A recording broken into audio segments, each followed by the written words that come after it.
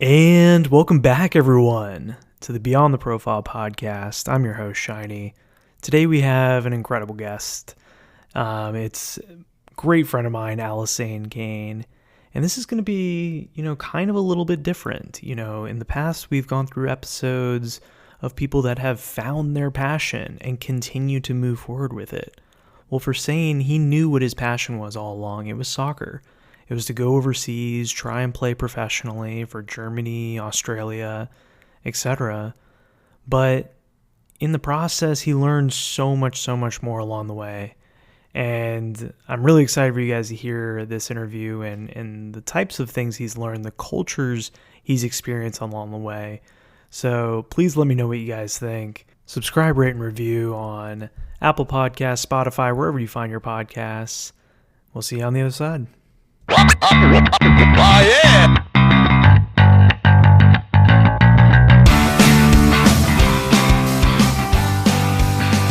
Welcome, everyone, and thank you for tuning in. Today, I'm joined on the show by a great friend of mine. He's a former Division I college soccer player from American University, a former semi-pro player in Germany from SV Memmselsdorf, FC Eintracht, Banberg, DJK Don Bosco, and hey, I'm just going to say it, professional player for Bayern as well. That great friend of mine, and actually I'm just going to put this in as well, probably the best thing he's known for is being my roommate sophomore and junior year of college. That's my great friend Alassane Kane. Sane, what's going on, my man? Thanks for joining the show. Not too much, man. Thank you for having me, man. I really appreciate that. We've come a long way from sharing that room in 1221, haven't we?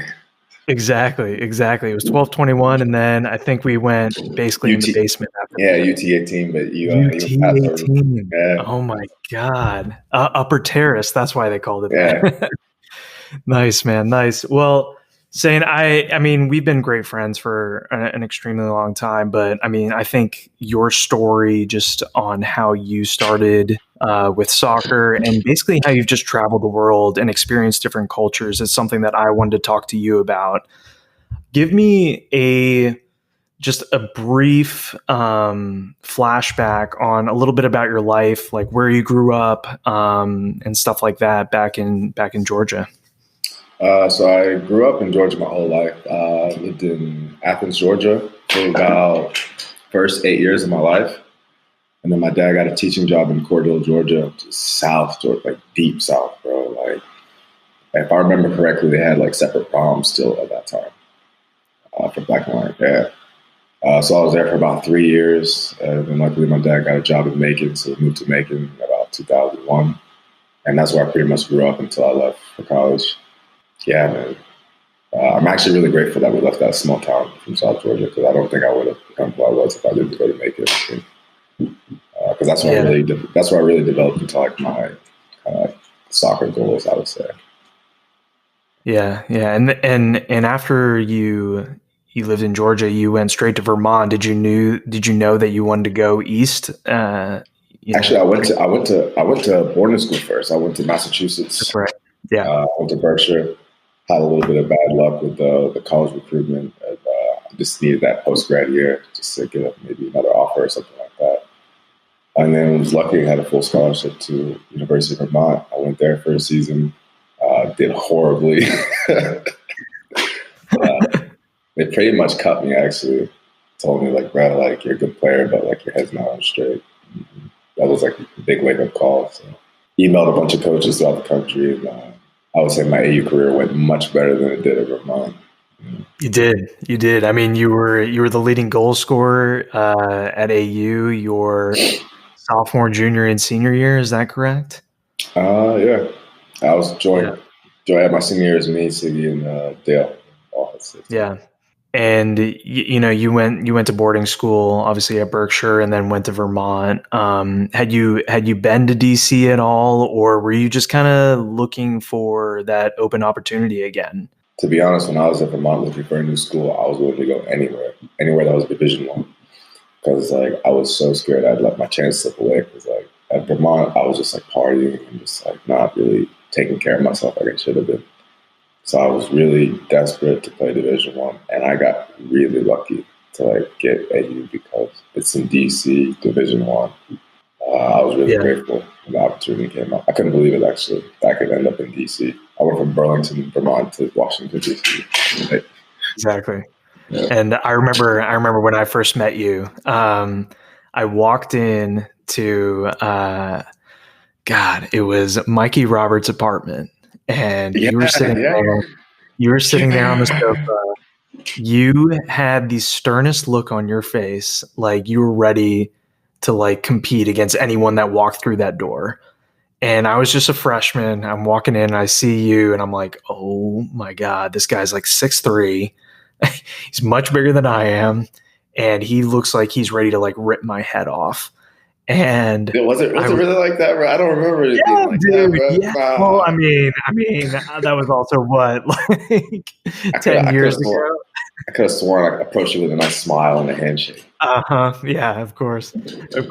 And I'll never forget, like, you would tell me was that like, this will never be like Vermont. Like Vermont was the place. Like Vermont was a party school. Like that was like the place to be. Like, I don't know, like whatever. And I was like, damn, like, so I should have gone to Vermont, like telling myself that. But I mean, I think like over that time that we got to know each other, like we started to loosen up a little bit more and stuff like that.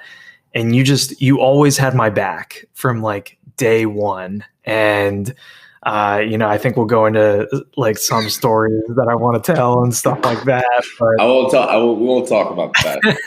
Yeah. Like, no, we won't bring up the bad shit, but no, man, like I'll be fully transparent, but you were definitely the one that always had my back. And I think one of the things that I loved about you was just, you always had a great story to tell.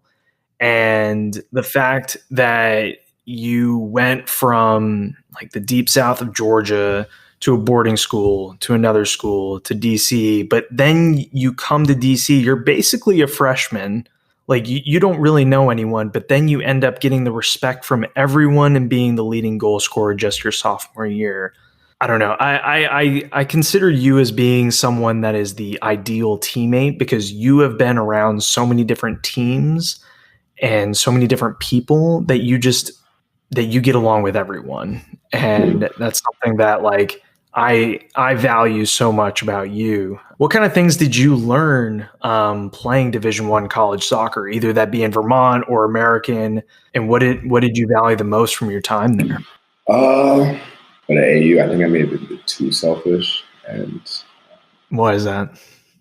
Because I was always caring about me. Like my goals were like how many goals am I going to score this season? And then sometimes that worked against me because I was always putting that pressure on myself to score these goals. I'd be disappointed if I didn't. And then the next game, I got to get two because I didn't get one last game. And just it's a slippery slope, And what I really should have been doing was I should have been, just playing the game as I saw it, putting other teammates in good positions and stuff like that, which sometimes I would see them in a good position, but, take the chance myself, I would say that was probably my biggest problem in college. I was too selfish. Yeah. That was too me-oriented. Well, I think also at the same time, I feel like we kind of put that pressure on you too, where, you came out of the gates sophomore year and you exceeded expectations to a level that I don't think anyone really realized that you had that capability. And after that sophomore year, it was like, oh, Sane scores the goals. Like, you remember that? Yeah, man. Sane scores the goals.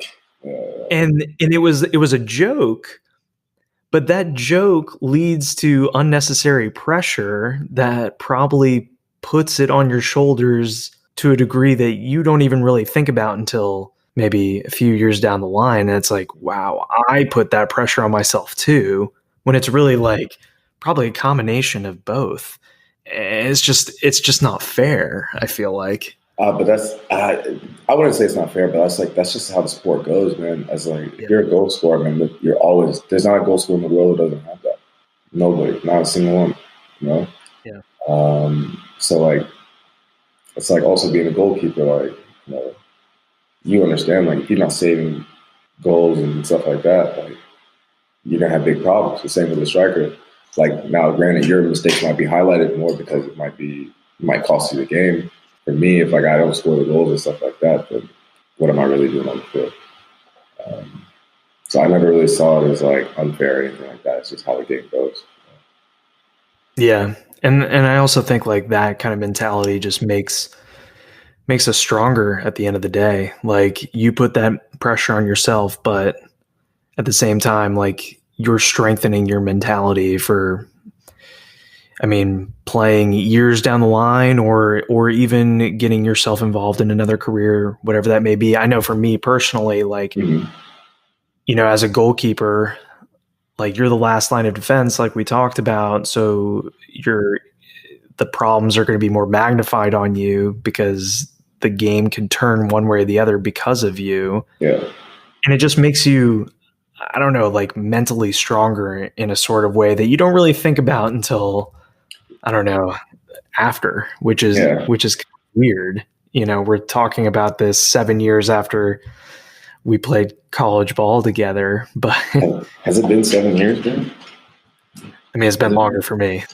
Damn, bro. Fuck.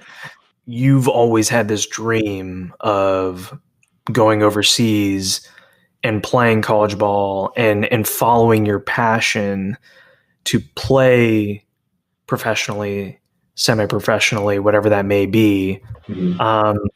Talk about that transition that you made to essentially go from DC playing college ball to getting into Germany. What was that process like? Why Germany? Did you have any opportunities elsewhere?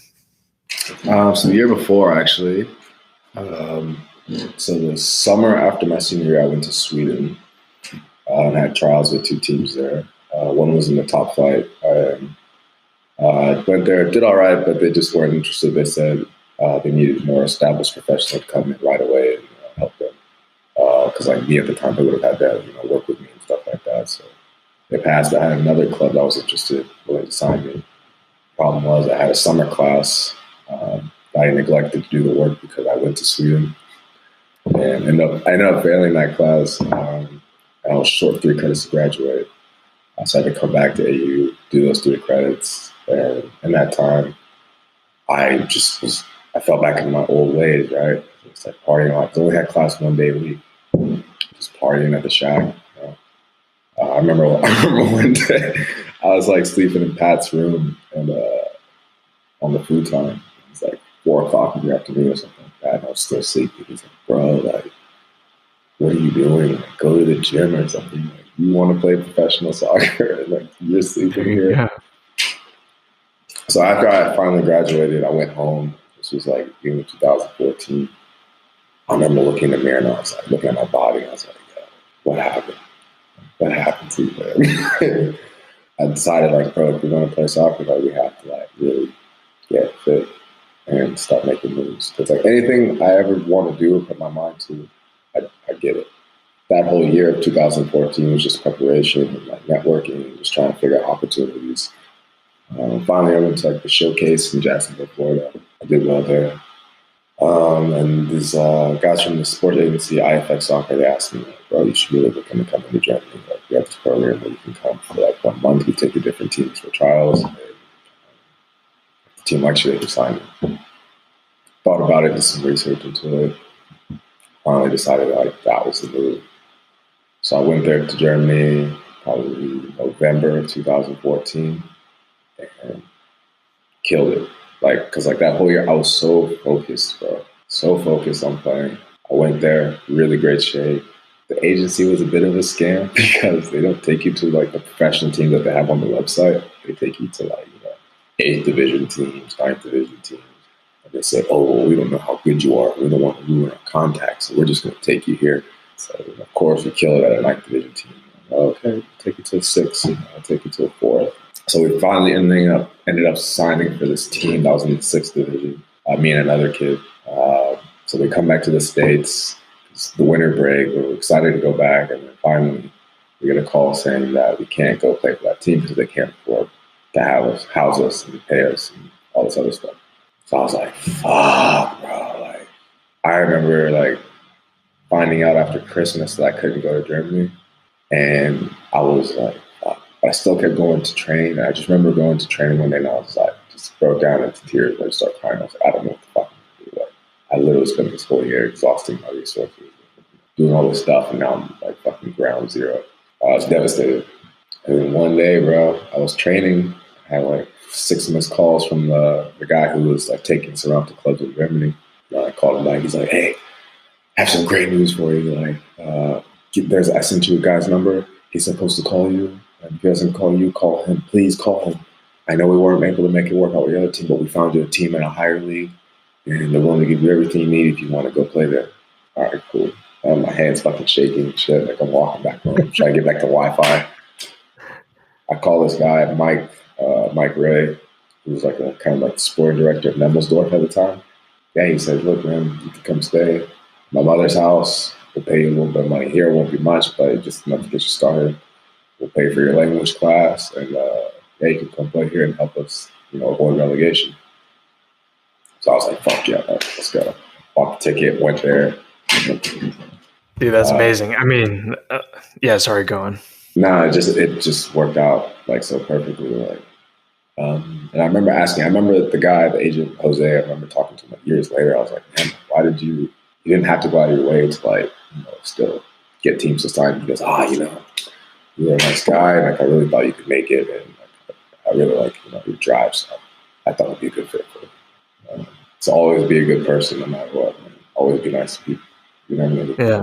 Yeah, exactly. I mean, you've always just had this love for the game that I honestly never found. I never found that love, and it's something that I'm very jealous that you have that.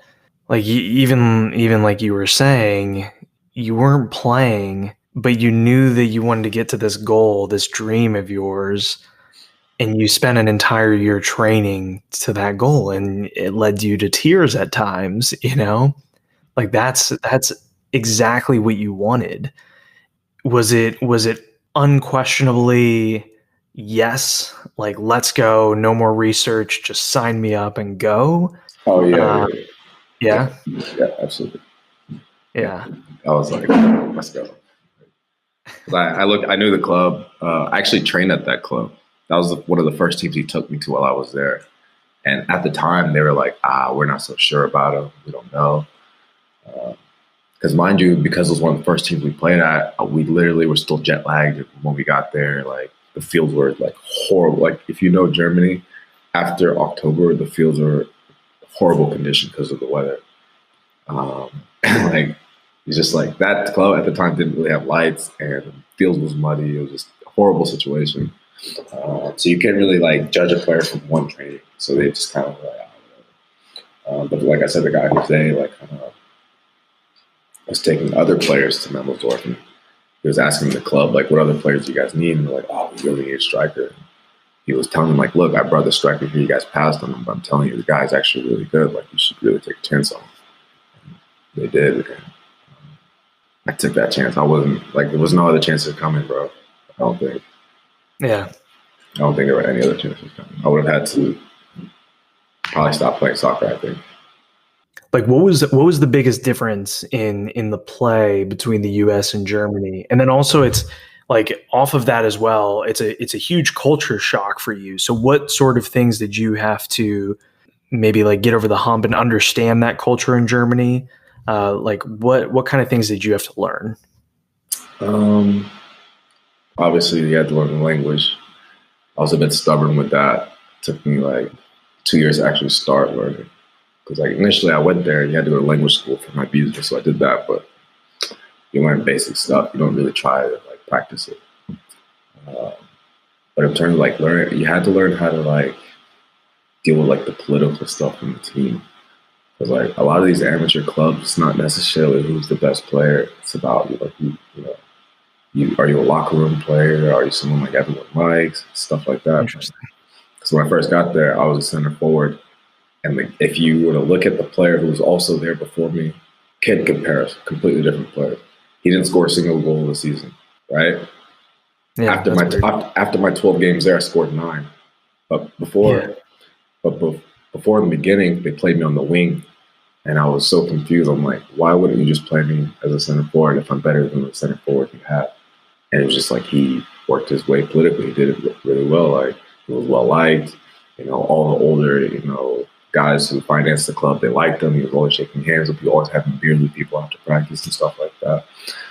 He really went the extra mile, which sometimes I had a bit too much pride to do, because if I didn't want to do something, I don't want to do it just to like make other yeah, people happy, which was something that was really hard for me to like really wrap my head around.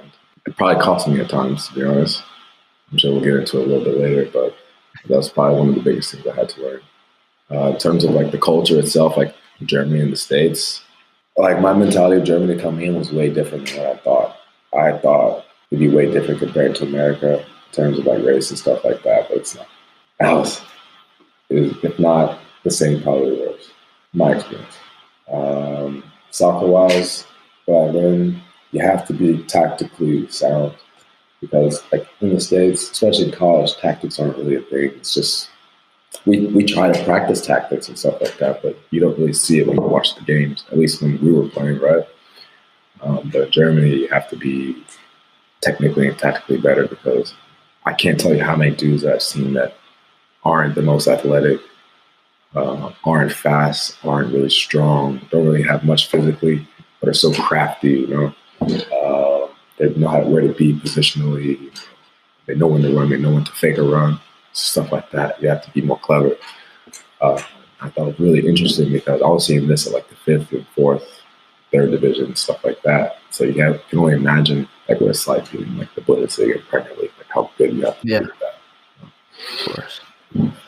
Yeah, I kind of want to hit on something that you mentioned before about how race was a little bit different going into Germany, and No, not different, just different than what I thought it would be. different than what you thought it would be. And what was that? No, for some reason, I just like, obviously growing up in the States, like you have your situations and stuff like that. But for some reason, I thought America was the worst place in the world in terms of that. Mm-hmm. Get to Europe, and you can see Europe as like a whole other side to it. It might not be systemic like in the way it is in the States, but it's definitely there. Ultimately, like, because like when I first got there, I was like one of the only black people in Banberg. So everywhere I went, people were like staring at me. Like, I'm more shopping, people are kind of seeing what I'm doing. And it's obvious. It's not like people, just casual. Like, it's like people like, what's he doing? Yeah. And I remember. No, sorry, go ahead. Now I remember telling Mike, who ended up like taking me in. That's like, it was like kind of like the father figure in Germany. Him and his family took me in. So when I refer to them, I'll say like the host family or anything like that. But they were really like my real family. Like we would have long conversations about all kinds of stuff. But one day I was telling them, like, man, like, what's up with these people? Like, why always like treating me different, like talking down to me and stuff like that? It's like, oh no, that's not. They're not racist. It's just that's just Germans. That's just how they are. And I think he was just trying to soften the blow. But if you like fast forward like 2.5 years once I learned German and I could understand what people are saying and stuff like that, it's like, it's kind of fucked up because they let the refugees in, and because like my parents are from Africa, I do look African. I am African. I have more of an African look than like I guess an African American in the States. It's weird to say, but a lot of times when I'm in places, they say, "Oh, where are you from?" And I'll say the States. They're like, "No. Like, where are you from?" So they treated me like a refugee, and then I would like say something in German. And oh, where are you from? And I'd say America. Like, oh, sorry. You're different. I was like, that's how they make it. That's how it would like come across. Oh, sorry, we thought you were one of them. Yeah. Like, it was just kind of like made you feel kind of sick thinking about it. Like, it happens a lot over and over. Yeah. And not only are you dealing with that, but you're new to this entire country. So I will say like in the beginning it wasn't so bad because like the refugees hadn't come yet, and like I was still like in this like cloud, like, oh, I'm so happy to be here. And I was like missing little things, and like You start going out, and people get drunk and start saying shit. Like I remember one time they're like, "Yo, so like, do you like nigga music?" I was like, "What?" I said, "What?" I thought I heard him wrong. I was like, "There's no way you would say that." Yeah, like rap, hip hop, nigga music. I was like, "Oh, you can't say that, man." Like I get that you don't know. You don't know. I'm gonna be cool about it, but you can't say nigga music. He goes, "Why? You gotta say it all the time." Like, it's a whole nother like history lesson, man. Yeah. Just don't say nigga music. But it's just stuff like that, you know. It's interesting. Like I've had like an experience like that with teammates of my club team when I was in high school. We drove down to we played in Texas, so we drove down to Mexico to Monterrey, and we played some clubs down there just for like a week or so. And of course, like you're not playing every single day. There are times when you go out and like go to the street, like hang out and go to the markets and stuff like that and see people. And we had a couple kids on our team who were black, and we, just walked the streets and just hanging out, trying to talk to people. And those two people, the two black kids on our team, would just get swarmed by kids, by their parents, and they would want like autographs. They would the parents would want my teammates to hold their kids to like take pictures, especially as like a freshman in high school, to see that. And they don't know, because they've never seen this before either. And so their reaction's like, hell yeah. What? Like, should I hold your child? Like, there's just it's interesting in all different countries and culture and stuff like that. And for you had something completely different, but it stays with you a little bit, especially when you're living there. You're not just visiting. Oh yeah, man, it sticks with you. And then something is like, you think about it, like it's like it became a problem towards the end. It was like, do I want to go out at night because like I don't have to deal with these people like when they get drunk. You always have to be like the bigger man and kind of like walk away, because like it's just one against everybody else. Yeah. Because I realized like a lot of people I was with, they didn't really have your back like that, Like I remember one time like we were walking down the street, like on like where all the bars were, and, like these kids walked by, like, "Oh, it's a nigga," and like teammates heard it because like the kid I was walking to, he was like, "Oh, Zane," because he was also American. He was my roommate. He goes, "Zane, did he just call you?" Yeah, shut up, Brendan. Let's keep walking. I'm like, none of the other teammates said anything. No one's like, "Yo, man, shut the fuck up. Don't talk to a boy like that." It's never anything like that. So, always kind of let me know, like, they'll probably never take your back. Like, these are guys I was considered friends. Like, we played together. Even on the field, like, no one would ever speak up. Like, I remember, like, my first year in Germany, some kid said something like, I didn't understand German, but they translated it to me later, like, if Hitler was here, he'd kill all you monkeys in the street. Like, your monkey's not here, something like that. And that's, like, imagine if, like, someone said some fucked up shit about Jewish people. Like, I would on feel like, bro. Yeah. Someone's getting cards. It's not just going to be, hey, man, don't say that. Because that's what they said. Like, hey, man, relax, man. You don't got to say that. So. Yeah. I mean, that has to affect you in some way, in terms of like, do you want to stay in that country? Do you want to be on that team still? No, ultimately, because when I was on those teams, a lot of times I had like a group of friends, like a little clique, and then that was about it. Because there's some guys who, because I remember in the beginning when I didn't speak such great German, I only spoke English, so I only chilled with the English-speaking players, and I kind of like put up a wall, I guess, between me and the other teammates. Not that we didn't like each other, we just couldn't converse. Yeah. Yeah, and then when I did speak German, I still stuck with the English-speaking, but English, because like those guys, they were typically the same guys. They were like university educated, really smart guys, pretty open-minded, not like your typical German, I guess you would say. So that's why I always kind of like I kept stuck with those guys and stuff.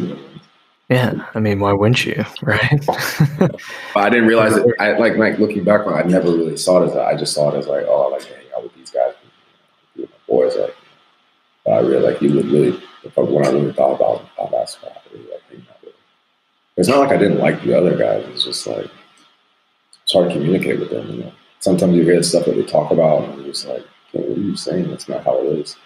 Like you have to understand, like a lot of these players come from these really small like towns and villages. That's all they know. Yeah. It's like, Well, go ahead. Did you have any sort of counsel in terms of how to go about your business from a soccer perspective or just like a mentality perspective? What did you have any sort of guidance on how? Yeah. So that guy Mike I told you about took me in. He and his family. He's half German, half American. So he gets where I come from, and he also gets the German side. And he's also well involved in like the soccer community around Banberg area. So he really showed me how to like really finesse certain situations, and even when certain things were unfair, just like I just gotta roll with it and do certain things. It'll come back to you in your favor. Had I done it alone, I would have been fucked, bro. Probably would have gotten in the way. Short-sightedness would have gotten in the way. I probably would have been too impulsive. But Mike was more of like a chill, like, relax, just hear him out type of guy. So yeah, if I didn't have him, I definitely wouldn't have made it this far. I know I wouldn't have made it this far because I know a lot of guys who played there. And they lost maybe a season, half a season, and they don't really get to play. Like I played over 100 games while I was there. So if I didn't have Mike, I don't think I would have done it, to be honest. And you were on a number of teams in Germany. What was kind of tell me why you moved on from team to team. I mean, you don't have to go into specifics, of course, but tell me like your mentality of like moving from team to team, and it seems like it was more of you wanted to progress into better situations or more money, like whatever that may have been. But it seems like you were always looking for that light, somewhere to give you a break. So tell me like your thought process as to going through all those teams those years. When I was first at Memmselsdorf, that was in the Bayern Liga 5th division. We ended up being the worst team in the league and got like directly relegated. And I didn't want to go down the league, so I told the club that I was just going to try my chances somewhere else. Ended up signing with FC Eintracht Banberg while they were in the 4th division.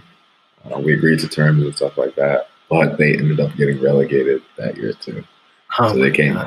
So I ended up staying in the same division, just in a different team.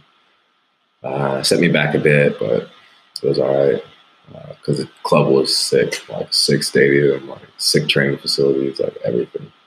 And the team that we had together was actually a really good team. We actually were trying to get back to the 4th division, but we actually went bankrupt. The club was like reckless with the finances. Oh my God. And players were like way overpaid, and we were taking like charter buses like to games and shit. Just like we're taking charter buses for like a 40-minute drive. Like, we could have gotten like vans or something. I remember that year we stopped getting paid like every month, and suddenly the payments were getting late. And we're like, oh, what's going on with the money? He was like, don't worry, we're working on a new sponsor. Before I went home for the Christmas break, they told us like, the club was going insolvent and we're looking for a sponsor, so we're not going to be able to keep all you guys. So when I came back, turned out that club actually went bankrupt, had to change clubs. And during that time, it was too late to go to anywhere else. In the winter transfer, it's always hard to change clubs. But there's the rival, DJK, Bosco, which was FC Eintracht's rival. They were very interested. They wanted to have me, but I didn't want to go because it was like a fucking, compared to Banberg, like Eintracht, they were fucking amateur, man. Like everything, every way, there was no way they couldn't compete. But I went there anyway because I needed to play and I needed to make money. So I transferred there. I didn't really want to, but it worked out for me because still killed it and ended up being top 5 goal scorer in the league that year. I ended up leaving Bosco that year to go to a higher team in a higher league, Bayern. Went there. Yeah, like I told you before, one of the worst seasons ever. Finished in last place, directly relegated.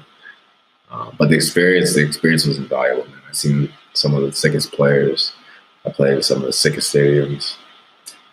Scored my first goal in the FC Nürnberg stadium. Oh, nice. No, it was fucking unreal, man. Really cool experience. Really cool experience. That's awesome, man. And then that year, I ended up leaving that club, went back to Don Bosco. And then around that time is where I kind of realized I'm kind of over soccer, but I didn't know what else to do, So I just kept playing just to make money.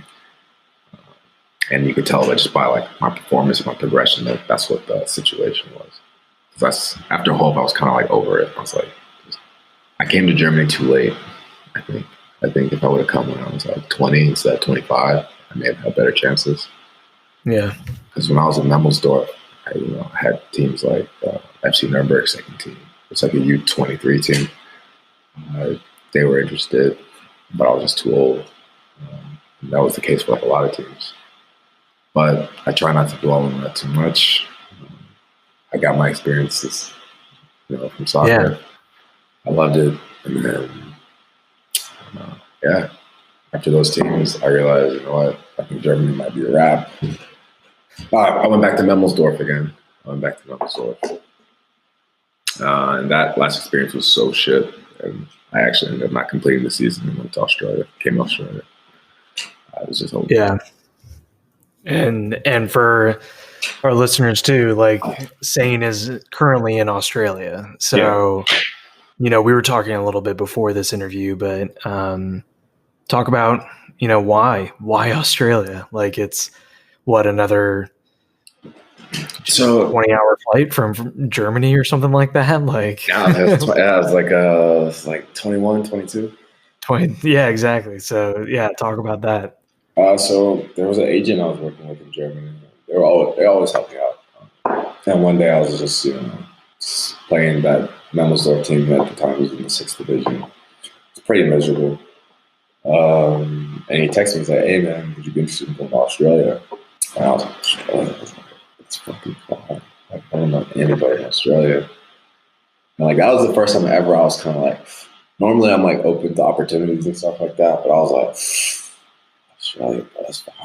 Like, it's like way out of the way from everywhere. But I thought about it and I started looking into it. He was like, "Yeah, there's a couple teams in Melbourne." I looked into Melbourne and I was like, that's a big city, lots to do and stuff like that. So I just pursued the opportunity, put me in touch with a club that might have been interested. We chatted for a while, offered me offer. I was like, fuck yeah, why not?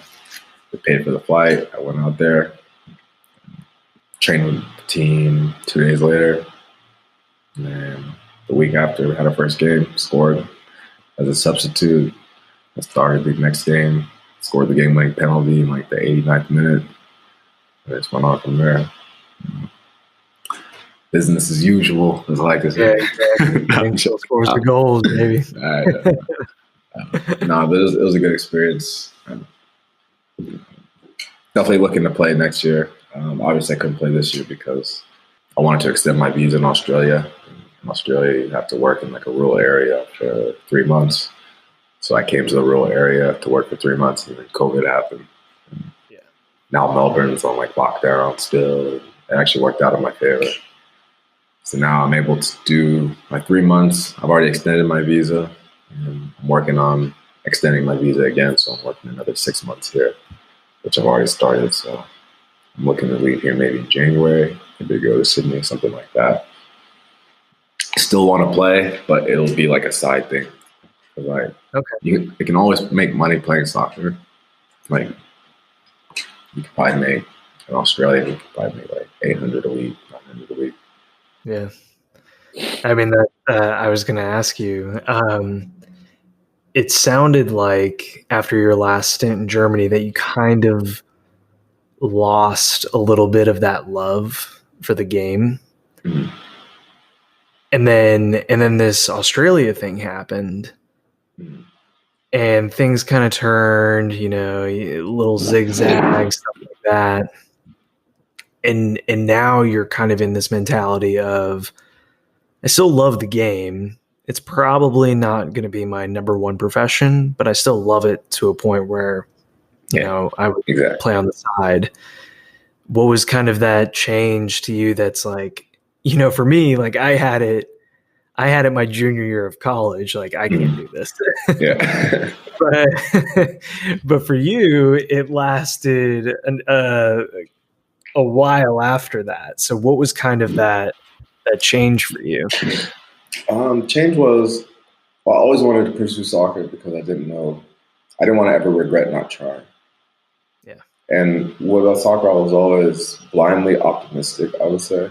I was always like, maybe this might be the year, man. Or like, maybe this might be the thing.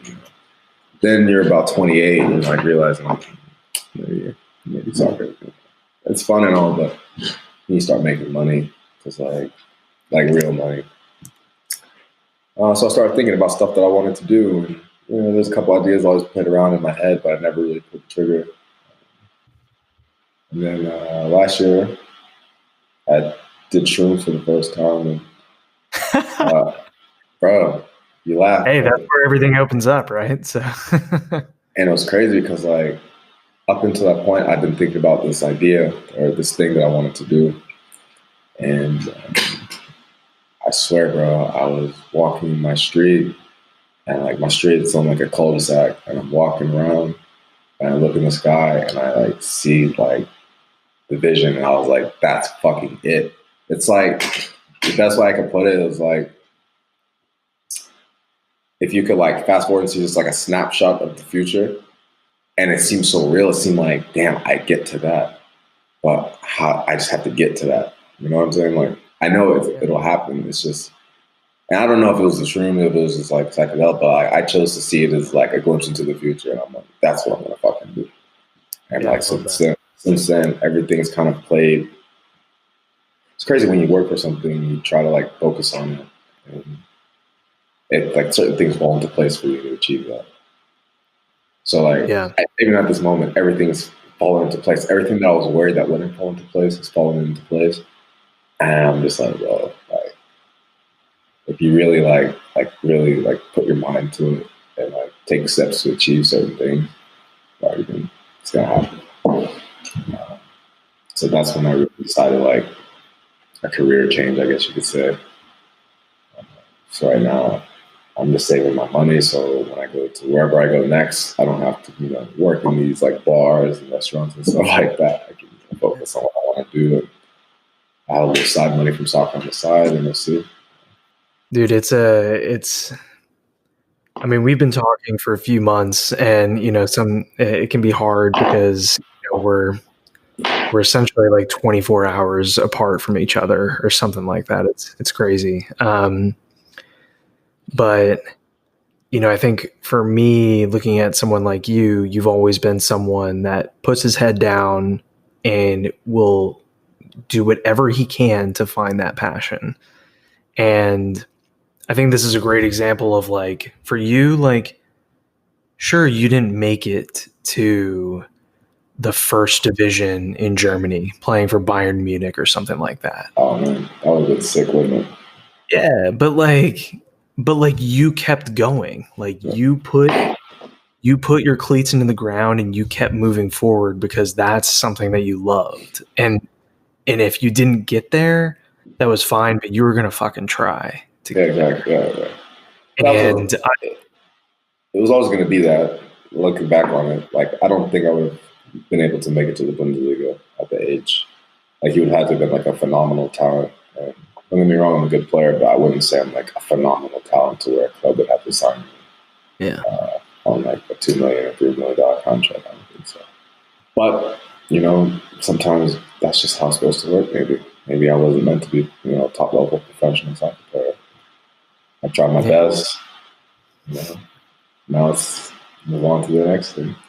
Well, you've gotten so much farther than anyone like that we've played with at AU has been. I mean, just in terms of putting your head down and playing for so many different leagues, going overseas, like I feel like you've negotiated your own contracts and talked to your own agents and stuff like that and done everything. You're an extremely motivated person. It's clearly shown. And I mean, we've all known that you've been an amazing soccer player just growing up, but I mean, I feel like if you put your mind to something that you love again and it's something that you think about and it's your master plan, it's going to be 50 times as good. Like I can't wait. And I'm proud of you. I can't wait for that Thanks, bro. to happen. Thank you. I appreciate it. Seriously. But I have like a few final questions. They could be rapid fire. They don't have to be like cool. Yeah, we got that. But I like to ask these questions to basically all my guests. So one, looking back on your freshman year of college self, great times. UVM. What piece of advice would you give to yourself? Don't drink. Just at all? Yeah, I quit drinking. Really? I don't drink anymore. Yeah. Oh, okay. Okay. Yeah. I didn't know. So, for someone who wants to be like a professional like I did at that time, don't do it. You gotta train yourself because like it's hard going to parties and not drinking because like you want to fit in and stuff, but you have to kind of rise above that and practice being in situations like that. That's one. Two, you have to put a little bit extra work and training and stuff because a big problem that I had when I was at UVM, because I was so good in college or in high school, like I was significantly better than I would say most of the players I played with in high school. Mm-hmm. Like my senior year, I scored 44 goals. Like when I was at Berkshire, I scored like 23 goals. In college, is a different type of game, and you have to like really want to put in that type of work. Like when I got to Vermont, I was still like cheating in workouts. Like, coach wasn't looking. I'd do like 2 pull-ups out of 10, just because I didn't like work. I didn't realize how important it was to like get your body right, and just to, I would say those two: do the extra work and not drinking. Another question for you. What was the worst advice you ever took and executed on it? Worst advice? I rarely take advice. I'm more of an advice giver. I don't really like taking advice. So I'm trying to think, man. The worst advice I almost took was from my coach at Vermont when he's like, look, man, you're not going to be able to make it in Division I soccer. Let me find you a team. Like I can get you a Southern Hampshire University or something in Division II. We'll get you all sorted out. I went there on a trial. They wanted me to come there, and I just still held out. I was like, that's all right. And I said no, even though I didn't have another situation to like fall back on. And then, like a month and a half later, AU returned my email after like 2 months. But in terms of bad advice, man, I don't think it can be bad advice. Obviously, I don't really think so. I can't think of a situation.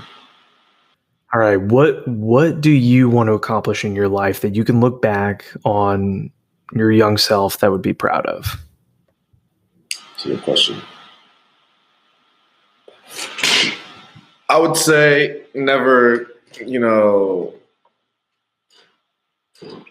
as long as I keep doing what I want to do and not like, conform to having to work the same job every day for like 40 years, I'm okay with that. And that sounds pretty simplistic, but that's a big win if you think about it, man. A lot of people, man, get caught up in these jobs. Like it happened to my dad, man. Didn't want to be a teacher, wanted to be a farmer. Ended up substitute teaching. Got caught up in the teaching full time, and then became his profession. Right. And if you were asking me, he told us, man, don't ever become a teacher. That's why whenever I went and did my own thing, he never, objected. What, do what you can while you can, because you don't know how long you'll be able to do it for. So that'll be the biggest thing. It's nothing like being like super rich. Like money will always come. It's not necessarily about being famous. Like, it's more just about, as long as like I feel like how I feel right now, like happy, you're able to look at like the sky and just feel blessed. You know what I'm saying?